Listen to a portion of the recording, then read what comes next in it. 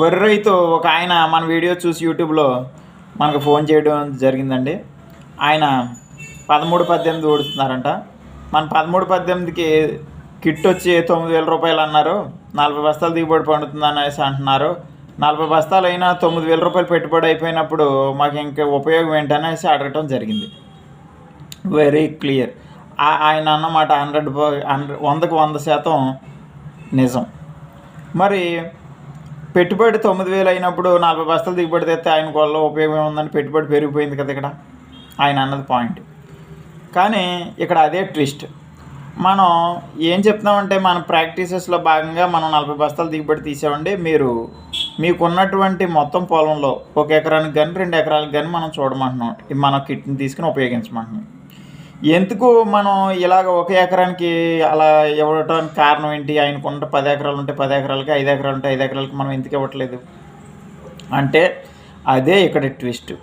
అసలు మనం ఇచ్చే కిట్లో ఏముంటుంది, ఆయనకి ఏ విధంగా దిగుబడి పెరుగుతుంది, తద్వారా మిగిలిన అన్ని ఎకరాలకి నెక్స్ట్ క్రాప్లో దాల్వాలో మిగతా అన్ని ఎకరాలకి ఏ విధంగా ఆయన మళ్ళీ కావాలని ఆర్డర్ చెప్తారన్నదే ఇక్కడ మేజర్ ట్విస్ట్ అండి.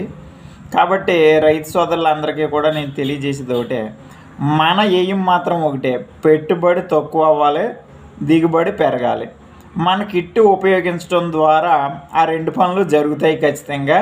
కాబట్టి రైతు సోదరులందరూ కూడా తమకున్నటువంటి మొత్తం పొలంలో 1 ఎకరానికి కానీ 2 ఎకరాలకు కానీ మనకి వెరైటీకి 13-18కి సపరేటు, స్వర్ణకి సపరేటు, పిఎల్కి సపరేట్గా రకరకాలైనటువంటి విత్తనాలకి రకరకాలుగా ఇవ్వటం మనం ప్రొవైడ్ చేయడం జరిగింది అక్కడ అవసరాన్ని దృష్టిలో పెట్టుకుని. కాబట్టి రైతు సోదరులు ఖచ్చితంగా 1 ఎకరానికి లేదా 2 ఎకరాలకు మాత్రం ఈ సార్వాల వాడు చూసుకుని తద్వారా ఆ కిట్లో ఉన్న రహస్యాన్ని తెలుసుకుని తద్వారా దాల్వాలు అన్ని ఎకరాలకు కూడా వాడుకుని అత్యధికమైనటువంటి దిగుబడి సాధించాలని కోరుకుంటున్నాను.